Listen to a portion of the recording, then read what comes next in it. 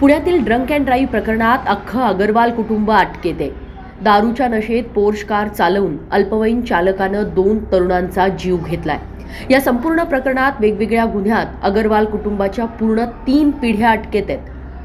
अल्पवयीन चालकाचे वडील आणि आजोबा यांच्यानंतर आता पोलिसांनी अल्पवयीन चालकाची आई शिवानी अगरवाल यांनाही अटक केली आहे.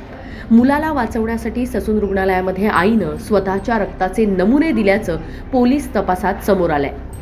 पैशाच्या जोरावर या अगरवाल कुटुंबानं आधी पोलिसांना मॅनेज करण्याचा प्रयत्न केला. इतक्यावरच हे कुटुंब थांबलं नाही, तर त्यानंतर या कुटुंबानं ससून रुग्णालयातील डॉक्टरांनाही मॅनेज केलं. अल्पवयीन मुलाचे रक्ताचे नमुने बदलण्याचा धक्कादायक प्रकार ससून रुग्णालयात उघडकीस आलाय. या अपघातानंतर अल्पवयीन मुलाचे रक्ताचे नमुने घेण्यात आले होते. ते चक्क कचरा पेटीत टाकून देण्यात आले होते आणि त्याऐवजी दुसरे रक्ताचे नमुने हे तपासणीसाठी पाठवण्यात आल्याचंही उघडकीस आलं होतं. आणि धक्कादायक बाब म्हणजे रक्ताचा नमुना हा पुरुषाऐवजी एका महिलेचा असल्याचंही सुरुवातीलाच स्पष्ट झालं होतं. त्याचवेळी रक्ताचा नमुना हा अल्पवयीन मुलाच्या आईचा असल्याचा संशय पुणे पोलिसांना होता. आणि त्यानंतर पुढे पोलिसांची तपासाची चक्र वेगानं फिरली. शिवानी अगरवाल यांचा फोनही त्याच दरम्यान नॉट रिचेबल लागला आणि पोलिसांचा संशय अधिक बळावला होता.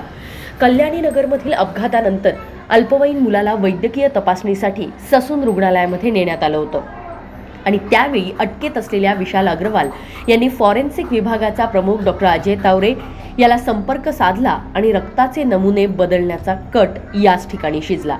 डॉक्टर तावरेच्या सांगण्यानुसार डॉक्टर श्रीहरी हाळनोर याने अल्पवयीन मुलाच्या रक्ताचा नमुना कचऱ्यात टाकून दिला आणि त्याऐवजी त्याच्या आईचं म्हणजे शिवानी अगरवाल यांच्या रक्ताचा नमुना घेतला.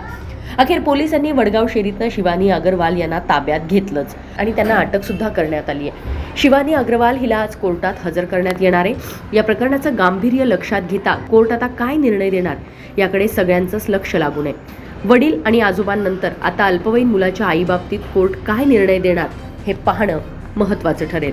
पुण्याहून अश्विनी जाधव केदारी, लोकमत.com.